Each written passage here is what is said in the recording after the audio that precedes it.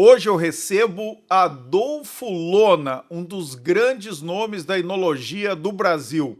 Argentino, formado em Mendoza, ele chegou ao Rio Grande do Sul nos anos 1970 e ajudou a mudar o padrão dos vinhos e, sobretudo, dos espumantes brasileiros.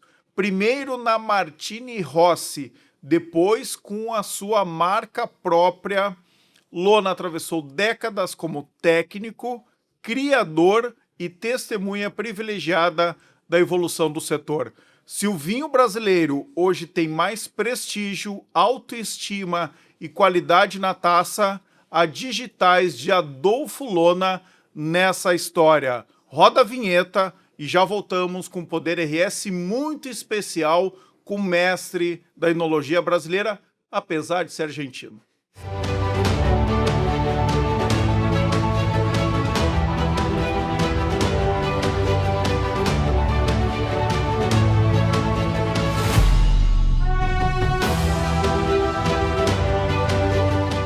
O Poder RS tem o apoio de CICEPOT RS, Sindicato da Indústria da Construção de Estradas, Pavimentação e Obras de Terraplenagem em geral no estado do Rio Grande do Sul. Juntos, somos mais fortes. União Destilaria, os melhores uísques do Brasil, com origem da Serra Gaúcha. Espumante Fante, a escolha ideal para qualquer ocasião. Associação Brasileira de Bebidas Destiladas. Saiba mais em abbd.org.br. A Cidade da Advocacia 2026, o maior evento jurídico gratuito do sul do Brasil, já tem data confirmada. Entre 4 e 8 de agosto serão 5 dias de atualização, debates, networking e capacitação, com programação para toda a classe. Não perca esse evento gratuito no Cais Embarcadero, em Porto Alegre, com acesso a conteúdos relevantes e oportunidades para impulsionar sua carreira. Siga as novidades pelas redes da OAB-RS e garanta sua inscrição em cidadedadvocacia.com.br. Vamos lá então para esse Poder RS muito esperado, pelo menos para mim, né, com o Adolfo Lona. Já convidei ele inúmeras vezes, sempre não podia, e a desculpa é que eu convidava ele no mesmo dia da entrevista, mas hoje ele topou. Obrigado pelo prestígio. O prazer é imenso estar aqui. Fico contente que finalmente conseguimos marcar um encontro. Num dia chuvoso, tu não tinha mais nada para fazer, a não ser tirar uma cesta daquelas demoradas. Vou lá falar um pouco com o Orestes, é isso? Exatamente. Lona, há quanto tempo tu tá no Brasil? 53 anos. 53 Eu vou anos. fazer 54 em 5 de janeiro de 2027. E não casou com uma brasileira. Não, eu vim com a minha esposa mendocina. Trouxe de Mendoza. Exatamente. E por que tu não perdeu esse sotaque portenho? É o charme? É uma boa pergunta. Não é a minha intenção, ao contrário. Eu, às vezes, atendo o telefone e me dizem, senhor é paraguaio, mas eu não falei quase nada. Segundo me disseram, italiano e espanhol nunca conseguem falar bem o português pela fonética. Nós temos o J, nós temos o Che. Então, coração, esse fim de coração, para mim, é complicado. Entende? Então, eu já não me preocupo mais depois de tantos anos. As pessoas me entendem. E fica charmoso? Fica charmoso. Dizem também, que sim. Para mim né? fica chato, mas enfim. Lona, comecei dizendo aqui, eu não quero, antes do programa, a gente combinou o seguinte, não vamos falar muito do passado, vamos falar do presente e vamos falar do futuro. Mas eu quero antes, para quem não te conhece, alguém estava na Lua, por aí, não conhece o Adolfo Lona, eu queria que tu falasse um pouquinho da tua trajetória, mas já puxando para o que importa na tua trajetória, na Martini Rossi, uma das maiores empresas que a gente teve, né, de bebidas no Brasil. E ali tu ficou conhecido por duas coisas pelo que eu li, porque eu nasci em 76, acabo de fazer 50 anos. E tu chegou no Brasil em 73. O que eu vi da tua história? Tu fica muito reconhecido pelo espumante Brut Rosé, que tu lança, faz o primeiro do Brasil, e depois também pelo Moscatel. a gente vai chegar no vinho tinto, né? No Baron de Lantier, que para mim é um dos grandes ícones até hoje. Já participei de algumas degustações aqui com lona de Baron de Lantier com mais de 20 anos de vida e eles ainda estão espetaculares. Então eu queria que tu falasse, a tua vinda para o Brasil foi para trabalhar cenólogo da Martini Rossi e essas são tuas duas grandes marcas, Espumante, Brut Rosé e o Moscatel? Pode até ser, porque então eu tive o privilégio e a sorte de ser contratado pela Martini Rossi, uma empresa conhecida, confiável, que tem um ambicioso projeto de expandir seu braço vitivinícola. Martini Rossi era dona da marca Chateau do Vallée, lançada em 66. Um êxito de venda, chegou a vender a caixa de hoje 1.200.000 caixas de uma marca, que creio que não houve outra marca igual, mas eram outras épocas, que importações quase que proibitivas, uma força de distribuição da Martini excepcional, porque como era produtora de vermute, você sabe, em qualquer bar, em A qualquer... Martini Rossi era uma empresa italiana? Italiana que chegou em 50 a São Paulo, começou com vermute, se relacionou com vinho porque 70% do vermute é vinho, então onde tem uma fábrica, ela tem de estar próxima a onde se abastece de vinho, lança o Chateau do Vallée pensando, percebendo que tinha um mercado latente de vinhos, é um êxito tremendo, aí vai... Chateau de Vallée. Chateau do Vallée. Não, Tá? pessoas... Quem não tomou isso, eu olha lá, como adolescente eu tomava esse vinho. E é importante falar isso que tu falou ano passado aqui, anos 70. Anos 70 a gente praticamente não tinha vinhos importados no Brasil. O mercado era muito fechado. Não só o mercado de vinhos, mercado de automóveis, tudo. O Brasil começa a se abrir para o mundo em 1989. Com o malfadado governo do Fernando Collor de Mello. Ele que abre o Brasil para os produtos de fora. Então, na década ali de 60, 70 e 80, era produto nacional. Não, você falou uma coisa importante. Era proibitiva a importação. Ou seja, você ganhar uma guia de importação era uma proeza. E o vinho estava nesse então, 85% dos vinhos que se consumiam neste país fino eram nacionais e 15% importados. Quando chega o governo Collor, abre as fronteiras e começa o vinho importado a ganhar destaque. Para você ter uma ideia da evolução disso, estamos hoje com 90% de vinhos finos importados e 10% de nacionais. E já faz um bom tempo, né? Pelo Já menos faz 20 anos, eu acompanho os números também. A cada 10 garrafas de vinho que o brasileiro consome, 9 são importadas. No espumante é o contrário. Depois nós vamos entrar um pouco no espumante, né? 80% Isso. Nacionais e 20 importados. Cada 10 garrafas de espumantes consumidas no Brasil, 8 são nacionais e 2 importadas. Claro, quando você analisa esse mercado importado, você vê que 50% é chileno. Sim. E dos chilenos, 80% são chilenos baratos. Ou seja, o mercado consumidor brasileiro fala muito, mas paga pouco. Então, por isso que nos invadem os vinhos baratos. Infelizmente, nos invadem os vinhos baratos. Então, e é sobre isso, Lona, que a gente vai falar aqui hoje. Sobre esse, que mercado é esse? Está todo mundo tomando mais vinho, mas que vinho que a gente está consumindo mais? Está todo mundo produzindo mais vinho, não só o Brasil especialmente, mas a Europa também. E o consumidor, quem é que está cuidando da educação e da formação do novo consumidor? Esse é o nosso Poder RS de hoje. Mas vamos voltar lá para mostrar a tua origem. Então, dita essa informação básica, por que me reconhecem como Brut Rosé? Porque a Martini foi a primeira que lançou um Brut Rosé.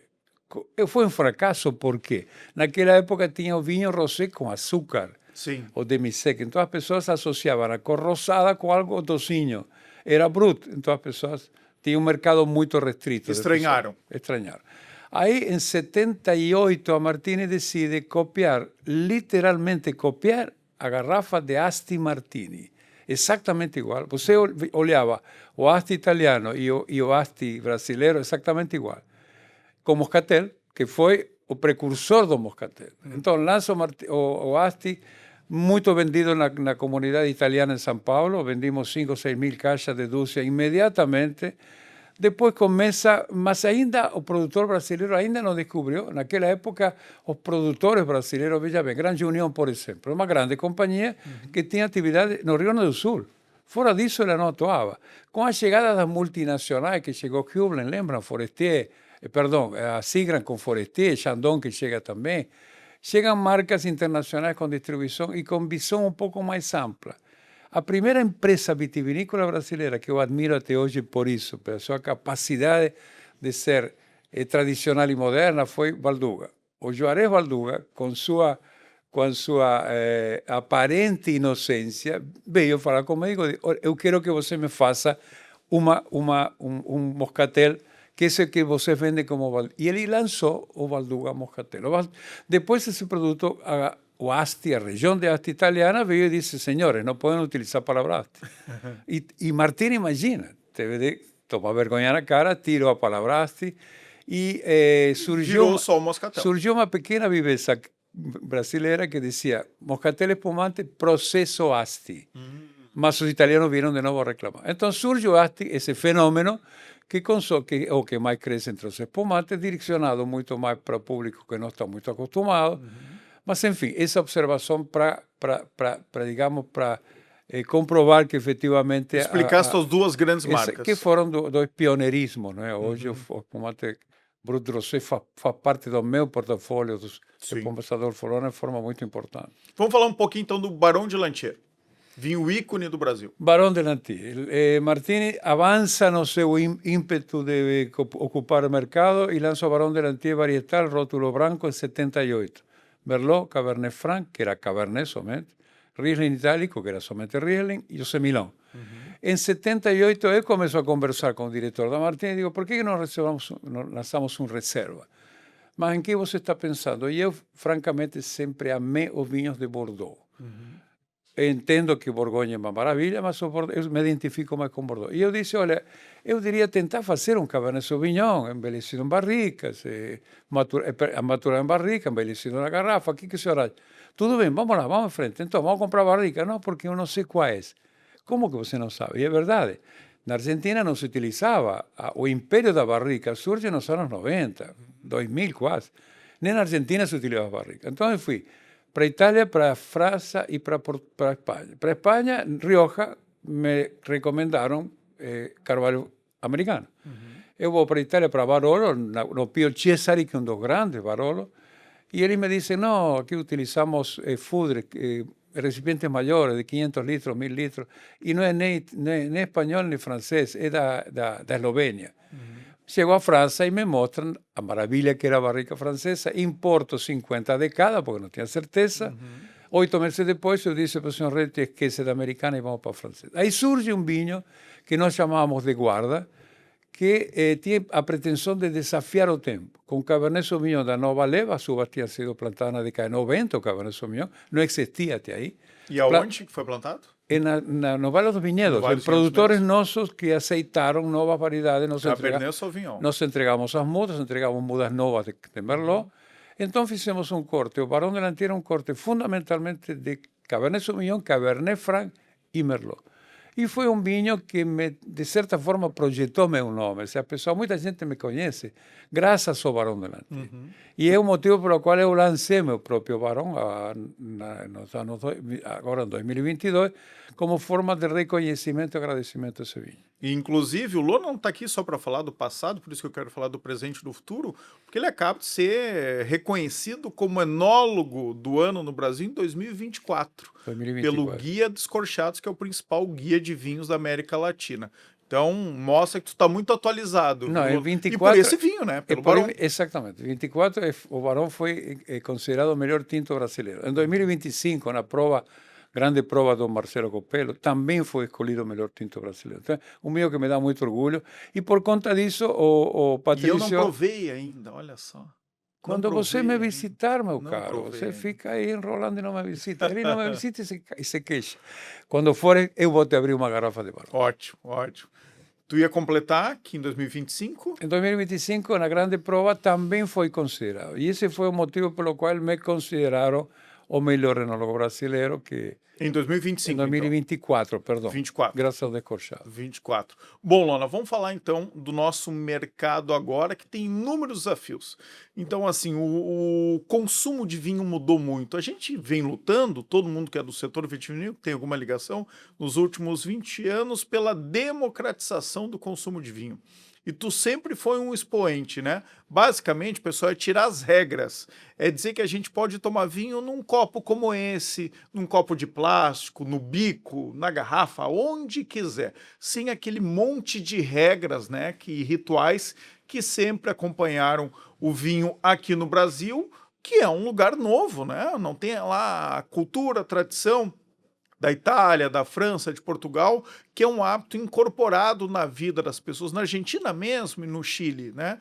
Não é por acaso que nesses países vinho é considerado alimento, então está presente na dieta dos argentinos, dos chilenos, dos franceses, dos espanhóis, dos portugueses. Aqui no Brasil, não, né? Entrou como modismo muito tarde. O Brasil produziu vinhos de não tão boa qualidade lá nos anos 80, 90, não são o caso dos teus vinhos, a gente tinha muito vinho comum, né, que ainda é a maioria, né, que a gente toma no Brasil. Então, assim, os vinhos finos da indústria moderna do Brasil, uns 20, 30 anos, né, que a gente tem. Então, é uma indústria muito, muito jovem.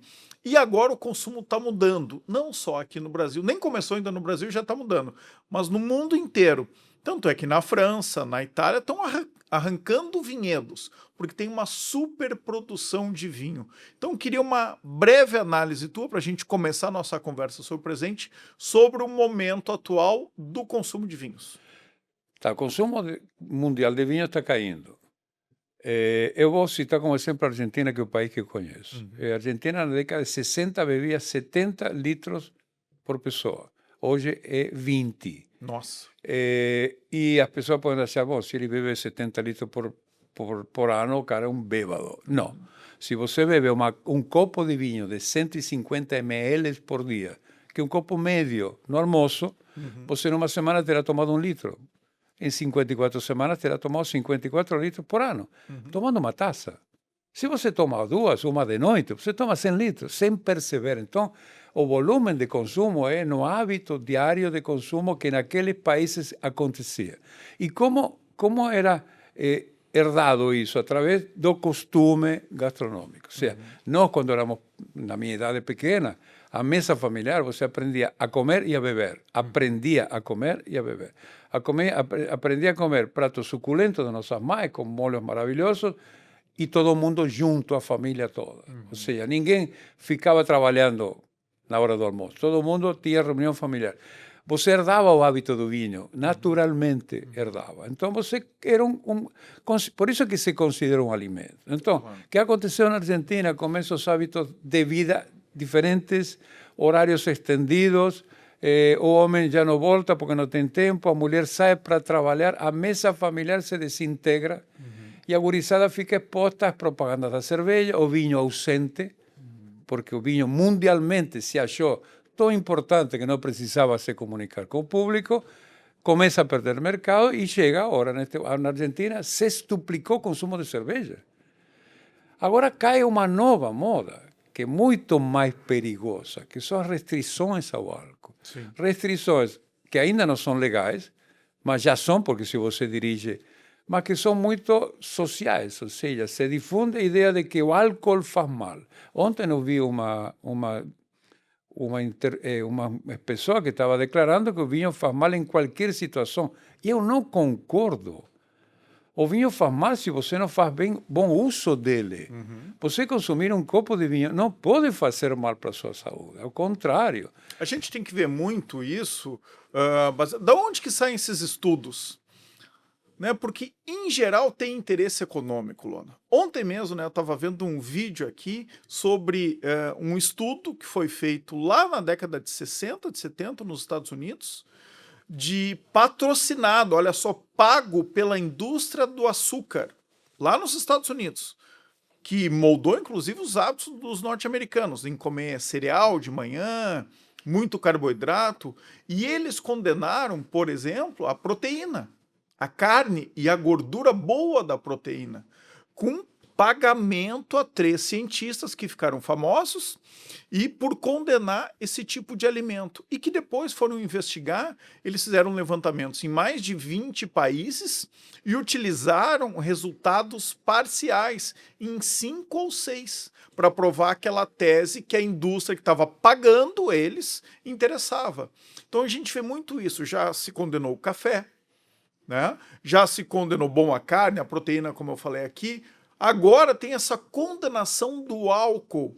E olha que interessante, viu, pessoal? Vou falar uma coisa forte aqui.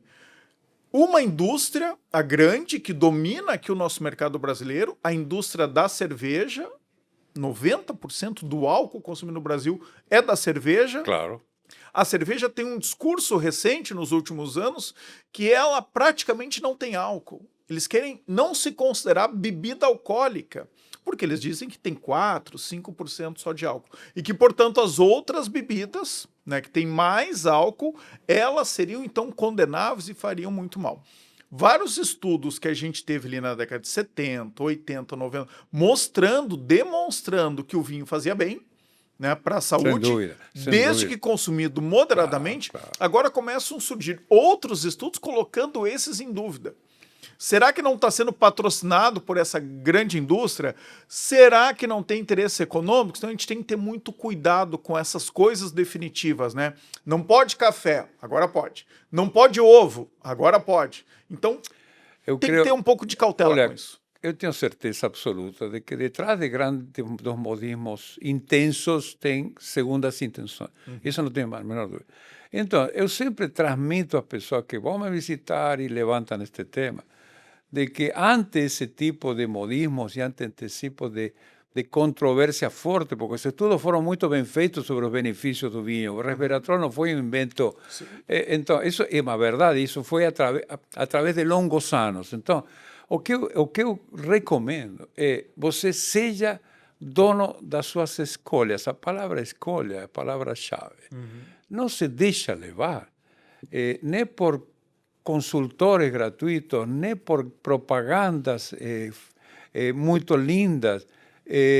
Tome as suas próprias decisões e você pense o seguinte: tudo que você faz com prazer, tudo que você faz de modo a que te dê momentos de felicidade, não tem nada mais valioso do que isso.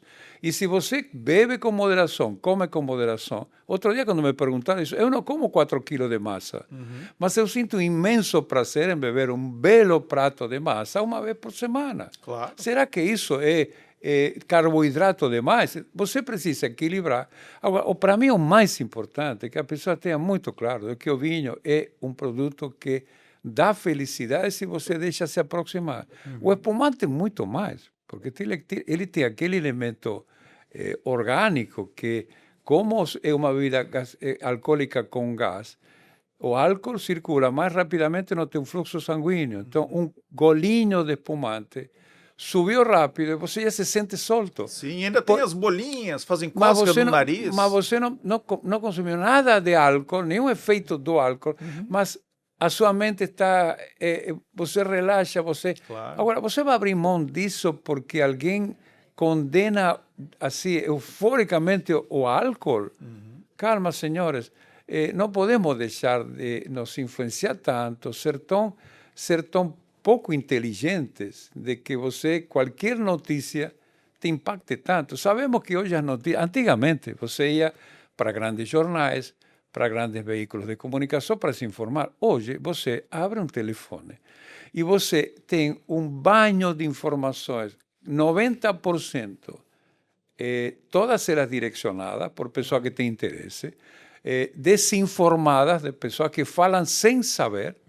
Então, falam porque é bonito falar. Entende? Então, nós temos de tomar muito mais precaução. Não estou dizendo que se você não gosta de beber vinho, não beba. Se você não gosta de beber nenhuma bebida alcoólica, não beba. Seja feliz assim. Agora, se você tem prazer, não se deixe influenciar. Não se deixe influenciar. Seja dono das suas escolhas. Seja feliz. Por quê? Porque todos nós produzimos bebidas e não são simples bebidas alcoólicas. Eu produzo espumante. Eu entrego momentos. se você os aceita. Se você não os aceita, não tem problema nenhum. Eu não quero lhe convencer a que você beba por beber. E é assim há milhares de anos, né? Não é à Seguro toa que o que vinho sim. está incorporado à nossa cultura, né, como algo que faz parte do nosso dia e que nos traz felicidade, sim. E lembrando E hoje- aqui uma campanha da BBD, tá? Associação Brasileira de Bebidas Destiladas. Eles dizem uma coisa muito importante: álcool é álcool. Então, uma dose de vinho, uma dose de cerveja e uma dose de uísque tem a mesma quantidade em gramas de álcool. Né? Então, assim, não é para demonizar nenhuma bebida. E também tem estudos dizendo que o álcool, como a gordura, é importante para o nosso organismo. Né? Então, não tem que... Claro, mas o problema qual é? Que quando se demoniza, as pessoas, até as defensoras, até os médicos têm constrangimento de te dar uma recomendação por temor a que você até o denuncie, que você está induzindo a ele ser alcoólico. Então toda a sociedade fica contaminada, toda a sociedade fica mais triste, toda a sociedade... E essa polarização extrema, que não falemos em política, em tudo, hoje, tudo, na em todos os sociedade, assuntos. Isso. parece que há sempre na tua frente alguém que está contra você ou tentando te tornar isso. Então, a minha luta é, além de defender o vinho como uma instituição, como um produto com o qual eu me criei, com o qual eu me desenvolvi, com o qual eu vejo agora o que está acontecendo no Brasil. O Brasil é um país fantástico. Assim, em outros países está se cortando vinhedo, no Brasil está se plantando. O Brasil, através desta nova sistemática de cultivar uvas da dupla poda, o Brasil, Orestes, há 10 anos atrás, muita gente me perguntava como podem ser as regiões novas brasileiras, por que somente... E eu dizia, me guiava pelo ciclo climático, onde não tem inverno, não se pode. Olha a minha inocência. Até que um engenheiro agrônomo, que eu quero fazer uma homenagem para o maravilhoso Murilo de Albuquerque, que ele introduz, e hoje você tem... Eu sou consultor do Rio de Janeiro, Orestes. Quando eu chego em Mendoza e digo para meus irmãos, sou consultor enológico no Rio de Janeiro, em Copacabana. O cara não tem a menor ideia que tem serra, com 400, 500 metros de altura, com uma amplitude térmica maravilhosa. Esse fenômeno está acontecendo... fazendo grandes vinhos. Não, e além de expandir a cultura vitivinícola, expande o consumo, entende? Em Areal, que é uma cidadezinha pequena do interior, próximo de Paraíba do Sul, a pessoa não tinha a menor ideia do que uva. E hoje é a capital da uva carioca. As pessoas estão começando a sentir orgulho do seu vinho. Então, aquela velha, digamos, sentimento um pouco de frustração que eu tinha de que o Brasil jamais vai conseguir superar os famosos 2 litros, hoje estou mudando de opinião. Novidades maravilhosas estão surgindo. A uva não está entrando via comercial, está entrando via cultura, via terra, via pessoas que se identificam, empresários que se arriscam, tiram um pedacinho de café e plantam uva. É maravilhoso o que está acontecendo no Brasil. Estou começando a ter ilusões de que o vinho, muito lentamente, porque uma cultura, um hábito, você não muda de uma hora para outra, pode ser que a gente tenha alguma esperança. Verdade, vamos falar um pouco sobre isso e eu queria, inclusive, comentar aqui, pessoal, 2 coisas. Primeiro, quando eu trabalhei lá no Embravin, né, isso já faz quase 20 anos, 17 anos, a gente queria conquistar corações e mentes, né, Alona? Então a gente ia, como a gente não tinha um poderio financeiro de uma indústria da cerveja, da própria indústria dos destilados, a gente nunca conseguiu comprar muitos espaços de publicidade, de propaganda, não tinha recursos financeiros, isso custa dinheiro. A gente falava sobre isso, sobre a cultura, sobre a importância do vinho, inclusive para combater o alcoolismo, né? Na Rússia, a Rússia combate o alcoolismo sugerindo que as pessoas bebam vinho, né? Porque quem bebe vinho normalmente bebe com moderação. E a gente queria muito ter o vinho nas novelas, lembra disso, né? Que é o grande produto brasileiro. E a gente convenceu pessoas que produzem, que fazem os roteiros das novelas. O vinho brasileiro continua sem botar dinheiro lá. E agora a gente vê em várias novelas, no horário nobre, as pessoas consumindo vinho. Isso é importante, né? Para afirmar essa cultura. E outra coisa que você falou muito importante, o Brasil é o único país no mundo que elabora, que produz uvas para vinho em 3 climas diferentes. Sem dúvida. No nosso subtropical aqui, no clima né, temperado ali do centro do país, na poda invertida. Lá se planta e se colhe as uvas no inverno, no centro do país, Goiás, Minas Gerais, São Brasília. Paulo, Brasília, Rio de Rio de Janeiro. Janeiro. E no norte, né, que lá eles chegam a ter 2,5 safras por ano num clima tropical. Então, olha só a nossa diversidade, né, e o potencial que a gente tem. Então, eu queria que tu falasse um pouquinho sobre isso. Então, o mundo inteiro, por uma questão cultural, de hábitos, que tu resumiu muito bem aqui, né, as famílias não se encontram mais, trabalham muito, o hábito do consumo de vinho está diminuindo. No Brasil, está aumentando. Vai seguir ainda por bons anos isso, Lona? A gente não tem de se fazer exageradas ilusões. Por quê? Porque, infelizmente, no Brasil, uma boa parte dos consumidores o fazem por uma razão de destaque social. Por status. Por status. Ou seja, você ir num restaurante e pedir um vinho, e se for o mais caro da carta, você provavelmente vai chamar a atenção de todo mundo. Então, ainda não está incorporado nos hábitos gastronômicos, que aí sim se afirma. Por quê? Porque aí se expande, a família bebe, os meninos bebem, os jovens bebem, porque se nós deixamos que as novas gerações não bebam álcool, qual será nosso futuro?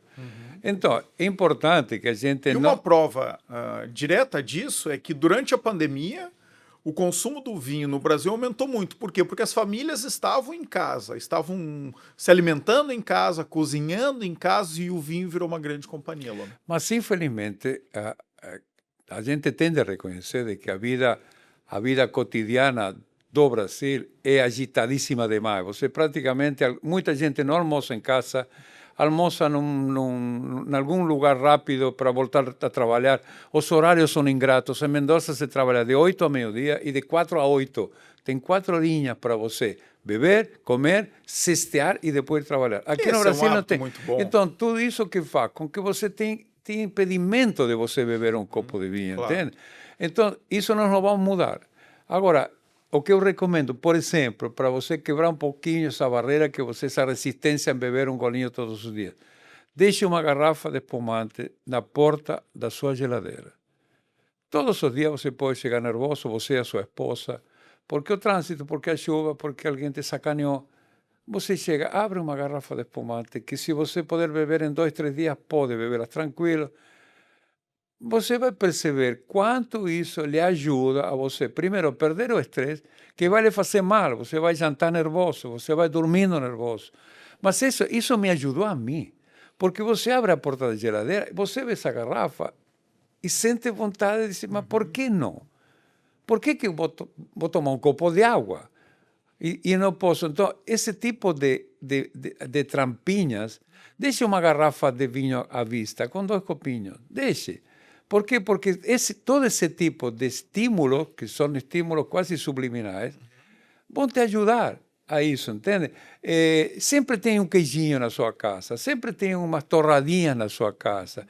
Tem momentos que tem um jogo de futebol, por exemplo. Que coisa mais gostosa de poder torcer para o Brasil e uma garrafa de espumante esperando para quando a vitória chegar, bebendo Então, todo esse tipo de coisas lhe ajudam a que você vença essa vida agitada que a gente vê. Eu só quero contar uma pequena anedota. Antes de tu contar isso, eu só vou reafirmar o que o Lona falou. Ele me disse, esse é o segredo da felicidade do Adolfo Lona. Há alguns anos ele me disse para fazer isso.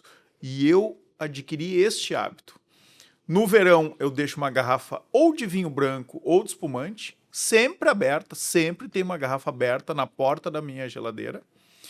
Isso quer dizer que eu não tomo ela numa noite, né? E não Claro, devo tomar. E não precisa. Eu tomo uma taça e no inverno uma garrafa de vinho tinto. Sempre está ali aberta porque eu abro. Esse estímulo visual é importante. Esse é o segredo da felicidade do Adolfo Lona.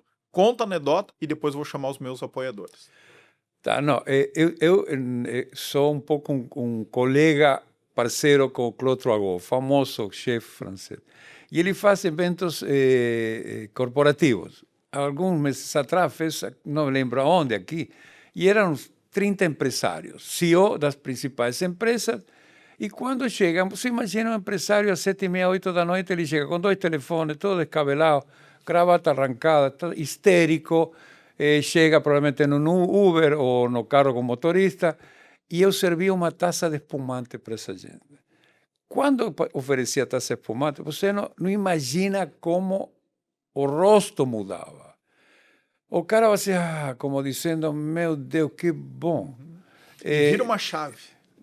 Os telefones guardadinhos, aí sim soltava a gravata e ficavam absolutamente tranquilos e calmos. Então, esse efeito sempre, e esqueça do álcool, esqueça que é uma bebida alcoólica, uma bebida prazerosa. Então, esse tipo de coisas pequenas ajudas, pequenos estímulos, assim como o inverno me estimula a tomar vinho, e o verão me estimula, e se não tiver inverno, não bebo. Não interessa que não beba. Se você tem um bom ar-condicionado, o inverno está na sua casa. Claro, claro. Em Recife, quem gosta de vinhos, né, tu sabe muito bem disso, eles instalam lareiras nos apartamentos, porque eles querem ter o clima aqui do nosso inverno, do nosso frio, então eles colocam lá um ar-condicionado no frio, muito gelado, ligam a lareira para tomar um vinho tinto no inverno, olha só. E nós somos privilegiados, temos o nosso clima. Nós já aqui, temos tudo. já temos isso. E temos muito marcado o clima, então assim, tem o tempo para tomar o vinho branco, o espumante, o tempo para tomar o vinho tinto, o rosé também, Exato. enfim. Pessoal, breve break aqui para nós tomar uma taça de espumante, que o Lona não trouxe, tá?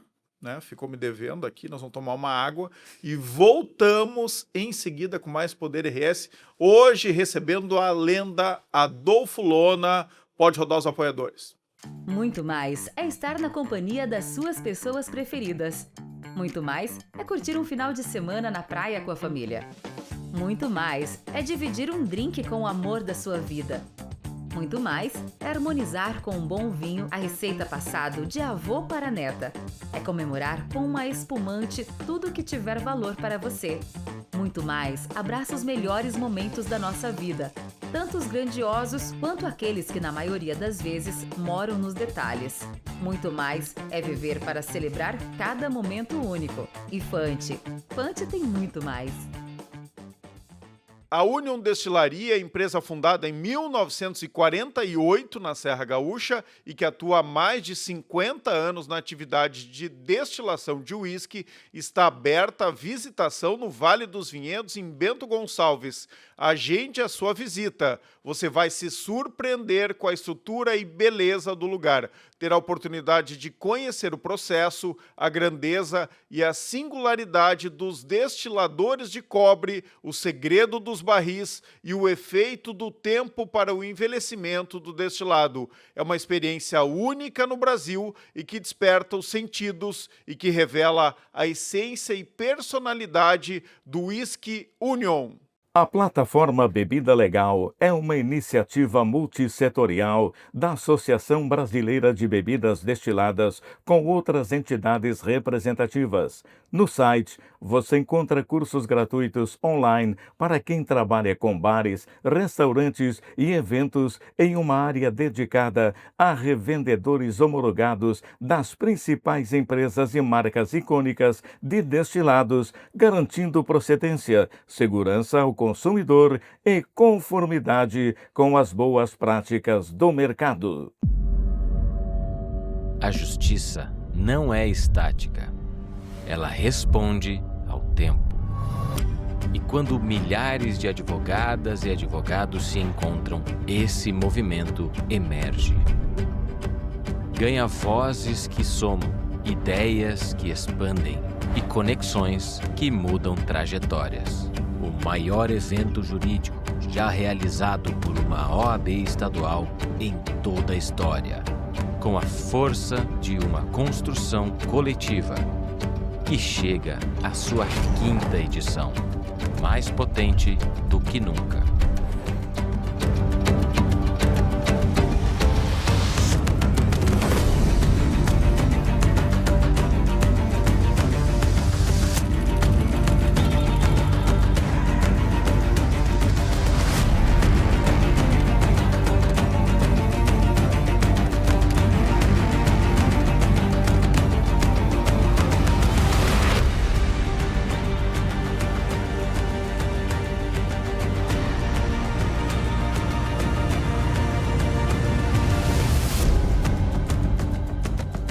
que o futuro da advocacia não acontece por acaso.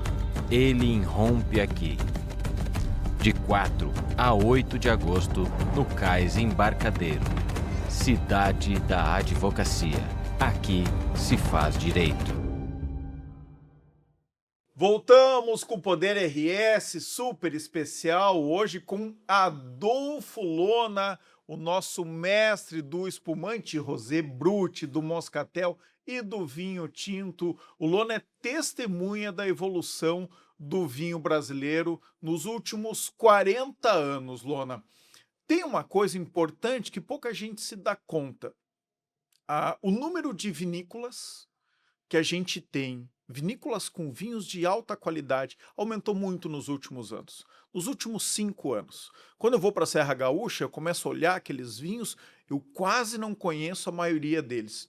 E eu fui investigá-lo um pouco isso e eu vi o seguinte, bom, a gente tinha a primeira leva de produtores de vinho fino brasileiro, começa lá com Lona, vindo aqui para o Brasil, a família Valduga, Miolo, Salton, os precursores que produziam lá seu vinho de mesa, né, alguns deles, outros não, Miolo não, mas produziam uvas e começam então a nova indústria do vinho brasileiro.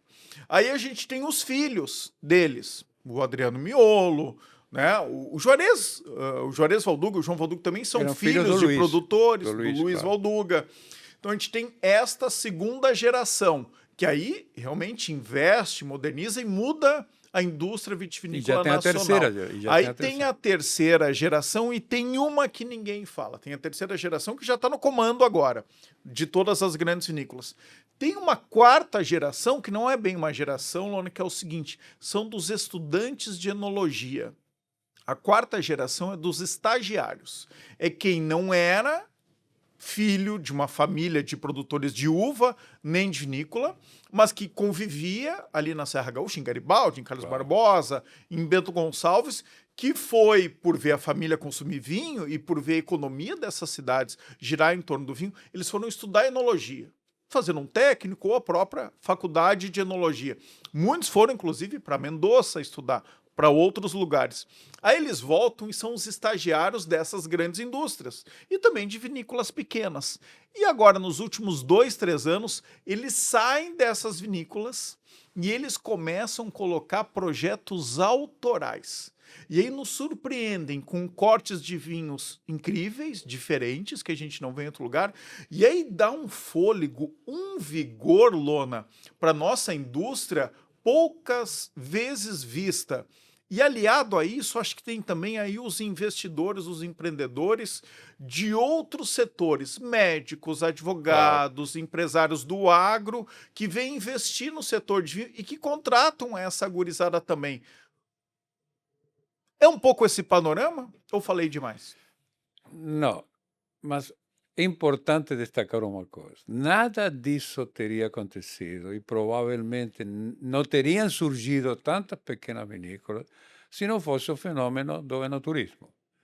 Se o Vale dos Vinhedos não tivesse essa força do enoturismo, eu posso te garantir de que 80% das pequenas vinícolas não teriam sobrevivido. Primeiro, porque não tem público para vender. Importante. O Brasil é um país continental. Para você chegar na Bahia, você precisa ser muito esperto, porque tem fretes pesados, uma diferença impositiva muito alta. Então, para mim, o segredo da salvação da vitivinicultura da Serra foi o enoturismo.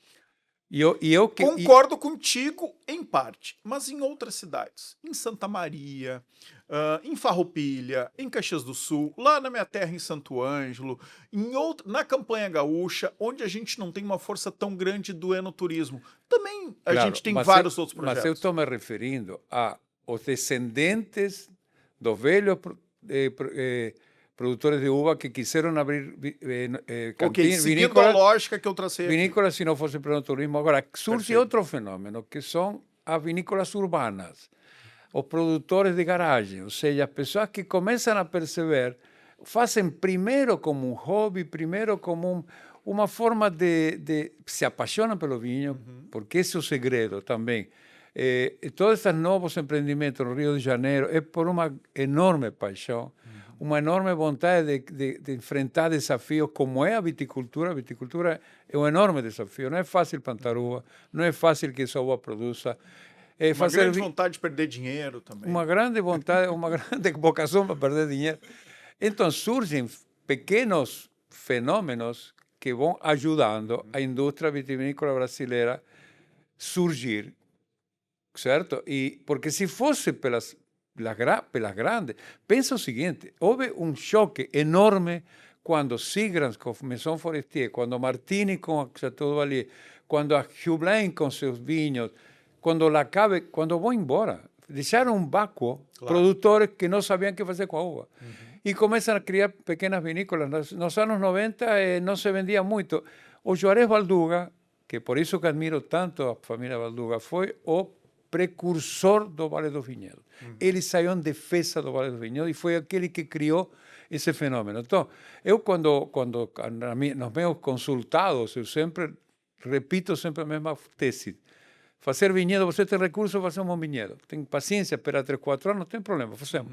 Você tem dinheiro, vamos fazer uma vinícola, fazemos. Quando você tiver o vinho, que é aí que começa o grande desafio. Então, no Rio de Janeiro, se não tiver no turismo, importantíssimo. O enoturismo é a forma de você atrair o consumidor, esse consumidor se identificar com o teu produto, se apaixonar pelo ambiente, pela região e sair como um defensor do vinho brasileiro. Então, também tem um efeito multiplicador fantástico. Então, eu acho que o Brasil está num momento fantástico de inovação, o gurizada nova que vem, que tem chance de poder, entende? No Vale dos Vinhedos, de que adiantaria você fazer um vinho inovador se você não tem para quem oferecer? Claro. E aí chega um novo consumidor com a mente aberta, louco para beber coisa nova. É um prato cheio. E hoje em dia dá para vender, inclusive, pelas redes sociais. Tem muitas vinícolas que só vendem pelas redes sociais. Exatamente. Então, eu creio que, Graças graças a a Deus... Deus... produção de vinho, pessoal, em 18 estados no Brasil. Nós não estamos exagerando, em 18 estados. Isso é um milagre feito por uma viticultura absolutamente inovadora, porque provavelmente um europeu diria, não, senhor, esqueçam, porque ele não teria coragem de fazer dupla poda. Vou repetir o nome do Murilo aqui. O Murilo é um técnico lá Murilo... da Epagri? Epamig. Epamig. Murilo de Albuquerque. Murilo de Albuquerque tem um vinho Estrada Real, acho que é o primeiro vinho, eu tenho um ainda na minha adega dele. Que vou fazer um pequeno parênteses. Murilo, bebi um Sauvignon Blanc seu outro dia, 2024, maravilhoso. Isso me entusiasma que vou conseguir fazer um Sauvignon igual. Explica rapidinho, em 1 minuto, o que é a dupla poda invertida, como é que se produz vinho no ciclo invertido lá em Minas Gerais, Goiás, no centro do país. O que o Murilo inventou? Tá, primeira coisa, tem um clima anual que não tem nenhum inverno rigoroso, que faz com que a parreira se retraia e descanse. Não tem. São climas mais ou menos temperados, onde você tem ciclos de chuva e ciclos de menos chuva. O que acontece? Que é o que o Murilo disse. Por que foi na colheita de inverno? Porque no inverno não chove e no verão chove. Então tem 2 ciclos. Um ciclo de formação que começa em agosto e vai até janeiro. Esse ciclo você não colhe uva, forma a parreira, mas ela está aí em atividade, ela não descansa, coitadinha. Então você segura ela e deixa calma, que nós vamos te preparar. Em janeiro você poda para colher, agora estou indo semana que vem para colher primeiro Sauvignon Blanc nosso no Rio, vejam, em julho. Então, como não tem inverno, o clima está excelente, noites frias, dias cálidos, não muito quentes, então a parreira matura de forma perfeita. Então, e no fundo, a uva é uva. Ela é uva. Ela se comporta conforme o clima trata ela. Então, se você trata direito, se você vinifica direito, você não tem por que fazer. Então, esse milagre que o Murilo, ele não inventou a dupla poda. Murilo foi um precursor que implementou, ele dá consultoria com seus técnicos, e ele permitiu que todos esses novos empreendimentos se viabilizassem e tivessem, digamos, um apoio técnico para cultivar uva. Ele inventou um método. Ele leu a teoria e disse, acho que dá para fazer. Não inventou. Esse método já existia, já se aplicava. Ele aplicou o método aqui no Brasil. No Nordeste. Também, no Nordeste. Não foi o Murilo que colocou. Mas o Murilo implantou no centro do país, através de investigações. Maravilhoso. Criou uma técnica, fez primeiro, né? Mostrou, eu vou fazer primeiro. Não, e ele faz um vinho excepcional. Então, ou seja, além de fazer as uvas, então eu não me canso de elogiar ele e não me canso de ficar satisfeito de ser consultor hoje numa vinícola, a Terraventa, Vinhos e Vinhas Terraventa de Paraíba do Sul. Um casal de médicos apaixonados pelo vinho, com quais me divirto demais, são pessoas maravilhosas e eu com certeza vamos chegar a fazer bons vinhos. E eu fico muito entusiasmado, muito admirado e entusiasmado de como o Brasil está caminhando a passos lentos, que tem de ser assim, para um futuro muito mais promissor. A gente já passou aqui de 40 minutos, eu prometi para ti que ia ser 40 minutos pro Mas DRS de hoje, né? Tu fala demais, esse é o problema. Esse é o Se tu problema, falasse né? um pouquinho Mas eu menos- já falei aqui, o Pedro, né, que é o nosso editor aqui, ele disse que eu trago os meus convidados para me ouvirem. Com certeza. É isso. eu juro que eu tento falar menos a cada programa, tá bom, Luana? Olha só, O teu problema é que tu tem conhecimento do mercado, tu conhece o técnico, então tu mete a colher. não, para com isso que daí não para de falar, viu? Luana, vamos lá, vou te fazer algumas perguntas provocativas e eu vou pedir para te dar respostas mais curtas. Não que tu dê respostas longas, né? Ok. É só Bem pra rapidinho. gente agilizar aqui. Sim ou não? Polêmica. Essa pode falar um pouquinho mais. Vinho desalcoolizado que eu apresentei para o Brasil aqui, expliquei o que que é o vinho sem álcool, que é uma coisa, e o que que é o vinho desalcoolizado, aquele que era vinho e retira o álcool dele. Retira uma alma desse vinho desalcoolizado, Luana? Veja, eu como enólogo e produtor, eu tenho 54 safras na cota. Eu entendo tão bem o fenômeno da fermentação. O fenômeno da fermentação é um fenômeno que as pessoas, se entendessem bem, ficariam absolutamente apaixonadas, porque é um fenômeno multidisciplinar. É físico, é microbiológico, é químico. Se você toma um copo de suco Chardonnay e cheira, não tem aroma nenhum. Você pega o mesmo suco de Sauvignon Blanc, não cheira a nada. A fermentação, através de fenômenos enzimáticos e microbiológicos, desperta os aromas que estão nesse suco e transforma esse vinho numa coisa maravilhosa. E depois, durante a maturação em barrica, se incorporam outros, no envelhecimento se criam novos componentes, graças ao álcool e todos os componentes que formam parte dessa estrutura. O álcool é o esqueleto do vinho. Então, quando eu vejo que alguém faz todo esse esforço, cuida do vinho, cuida da uva, faz um vinho maravilhoso, tira o álcool, é como se tirassem a alma. Por isso eu digo, o vinho sem álcool é um vinho sem alma. Eu não discuto a necessidade para atender as pessoas que não queiram beber, tudo o que vocês queiram, mas, pelo amor de Deus, criem um nome para isso, que não tenha nada a ver com vinho. Criem um nome, chamem ele, não sei, de Joãozinho, chamem assim, mas não chamem de vinho, porque vinho, para mim, esconde um segredo que vocês precisam visitar cantinas, peçam licença aos enólogos, vejam um tanque fermentando, vejam o que surge de ali, de gostoso, de bonito, de perfeito, que te dá tanto prazer, que você, quando você imagina que um assassino chega com uma serra fita e uma serra, não sei, alguma arma assassina e tira o álcool para dar um produto sem álcool, está dando um produto derivado da uva. Mas não é melhor que esse consumidor beba um vinho sem álcool do que prove outras bebidas? Eu não tenho problema nenhum e acho que é fantástico, beba vinho, mas não chamem de vinho. Ah, sim. Porque O vinho, problema é com a nomenclatura. porque vinho, eu vi que um produtor coloca fermentado de uvas, mas fermentado de uvas, fermentado a consequência álcool. Então deveriam colocar fermentado de uvas, desalcoolizado ou retirado, porque senão é a mesma descrição Mas do é vinho. isso, na verdade, porque o nome oficial nem pode chamar de vinho, ele não é um Não vinho. pode, não pode. Não é proibido. assim, é que didaticamente a gente diz que é um vinho desalcoolizado. É, Já se- provou algum desses? Não, já provei. Gosta? Já provei. Eu já provei. Tive a experiência de provar vinho com pouco álcool. É como vinho que coloco água. Uhum. Um vinho sem álcool tem o mesmo prazer que você dançar com a tua irmã. Mais ou menos a mesmo prazer. Não tem? Perdeu o gosto, perdeu os aromas. É uma coisa absolutamente incompreensível. Claro, se você odeia álcool, se você não gosta, você não vai procurar um aroma de frutas vermelhas num tinto que acaba de ser... eu sei que me chamam de radical, que eu não aceito, modismos, eu acho perfeito. É uma forma de nós... Tá vendendo bem, viu? De Tá sovar, vendendo bem. ótimo.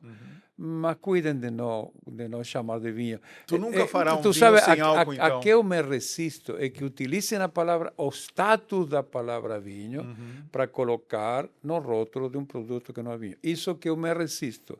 O status do vinho é para o vinho. É como o espumante sem assim álcool como também. é assim como o seguinte: o mundo protege a palavra vinho isoladamente como fermentado de uva.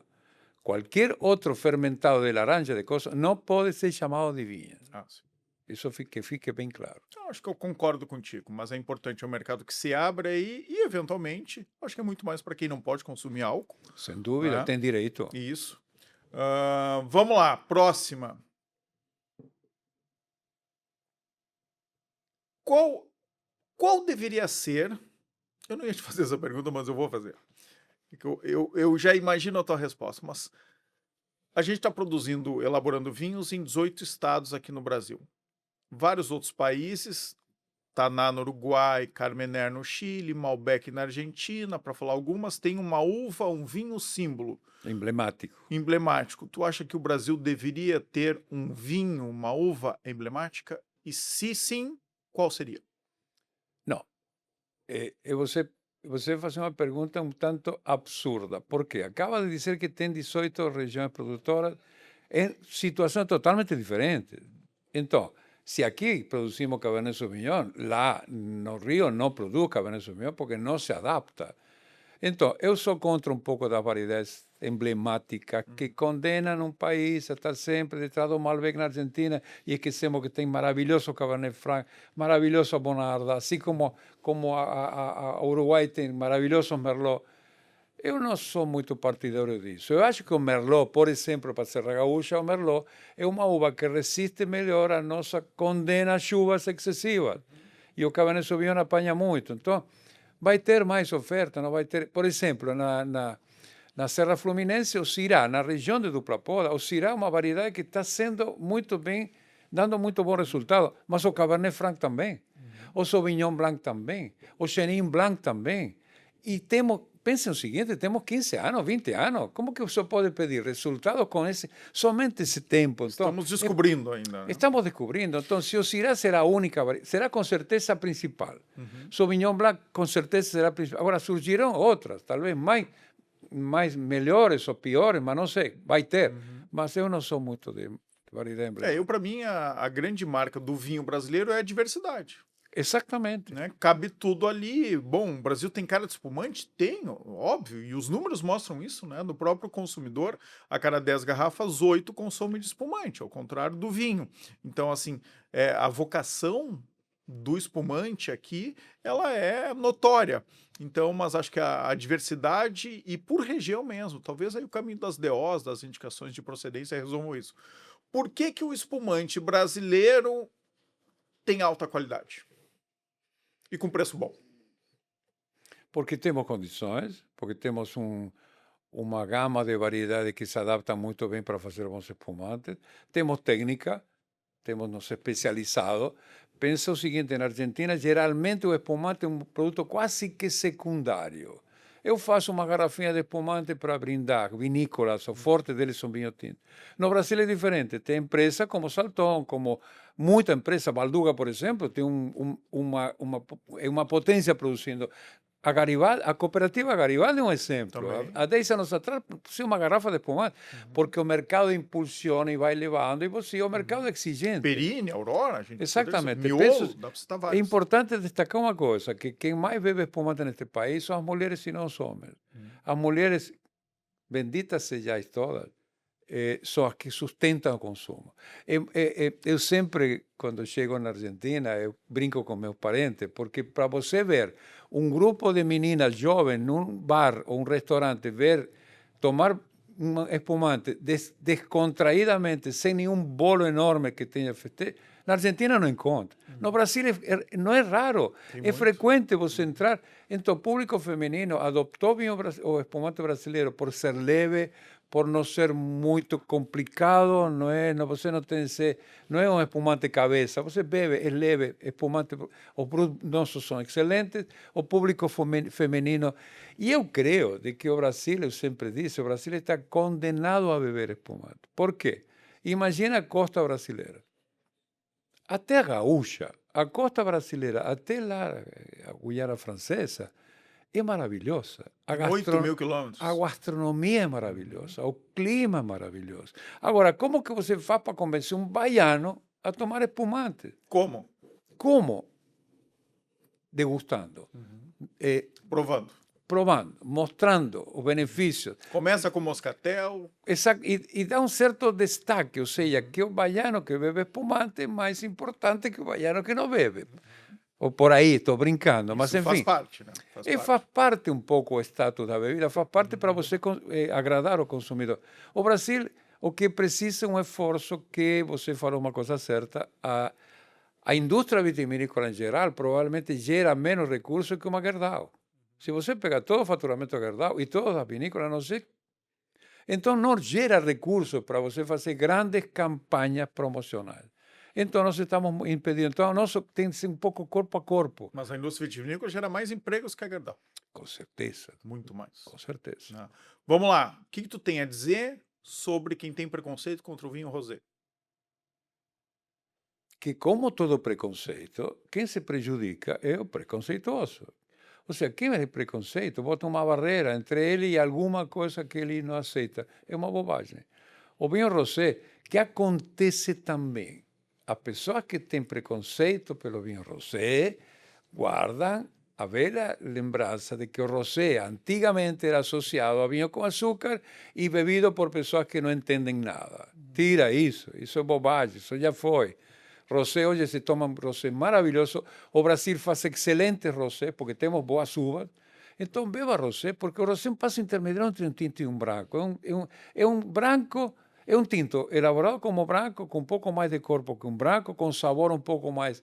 Então, beba rosé, experimente, tire esse preconceito que lhe impede a você conhecer coisas boas. Abra sua cabeça. Open your mind. Abre a sua cabeça. E o vinho laranja?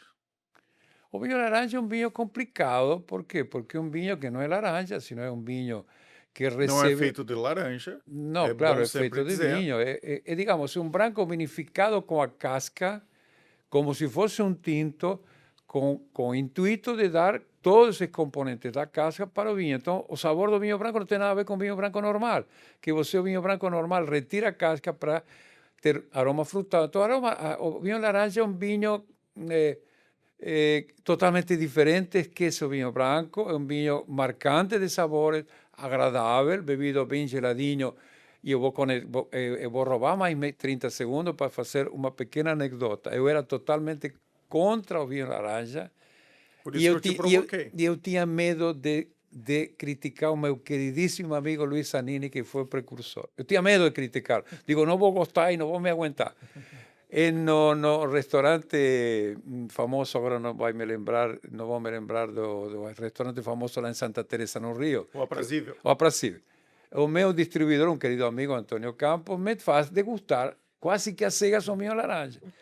Provei e juro, me caiu o queijo. Era o vinho laranja, era dos ventos do Luiz Zanini.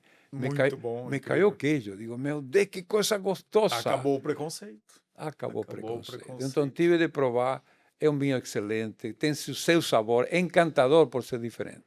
1 hora de programa, extrapolamos tudo. 2 últimas perguntas, Meu Lona. Deus, fala. Primeiro, tu tem uma vinícola urbana, tu tinha uma vinícola urbana em Garibaldi, que eu visitei várias vezes, levei jornalistas lá. Agora tu tem uma vinícola urbana no 4º distrito em Porto Alegre.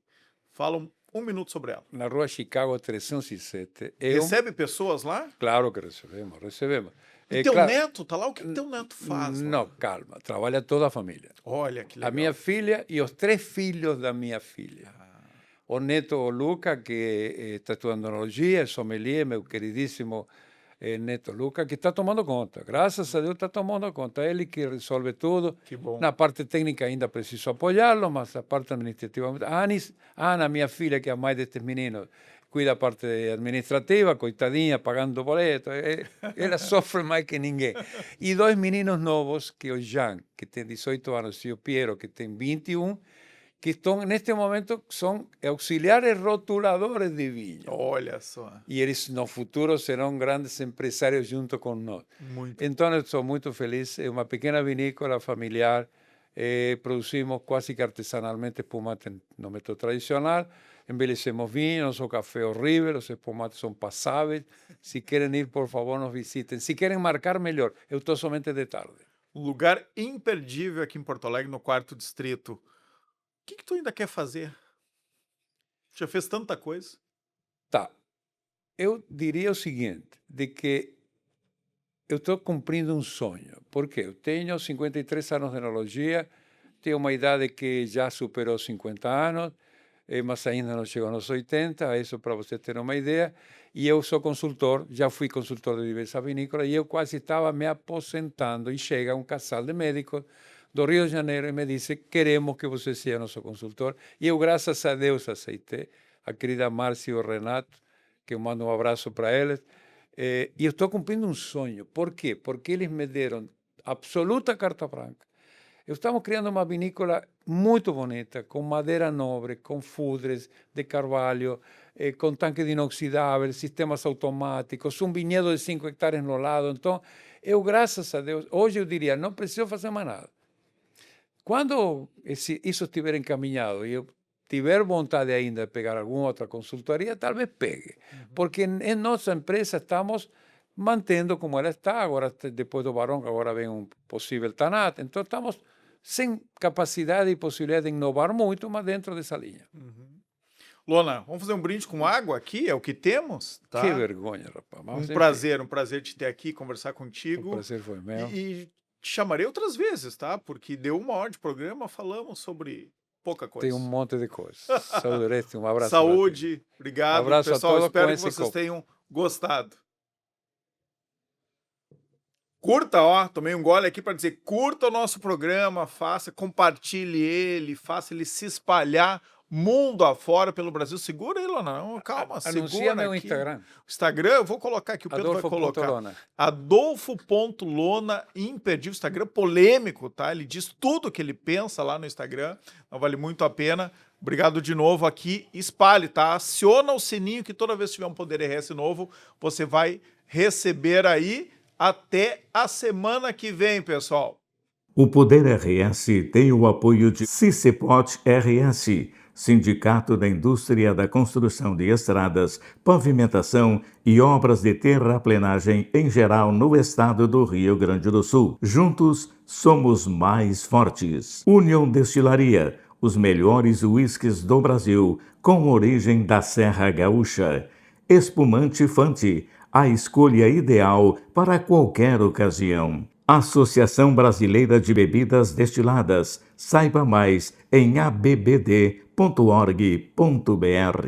A Cidade da Advocacia 2026, o maior evento jurídico gratuito do sul do Brasil, já tem data confirmada. Entre 4 e 8 de agosto serão 5 dias de atualização, debates, networking e capacitação, com programação para toda a classe. Não perca esse evento gratuito no Cais Embarcadero, em Porto Alegre, com acesso a conteúdos relevantes e oportunidades para impulsionar sua carreira. Siga as novidades pelas redes da OAB-RS e garanta sua inscrição em cidadedadvocacia.com.br.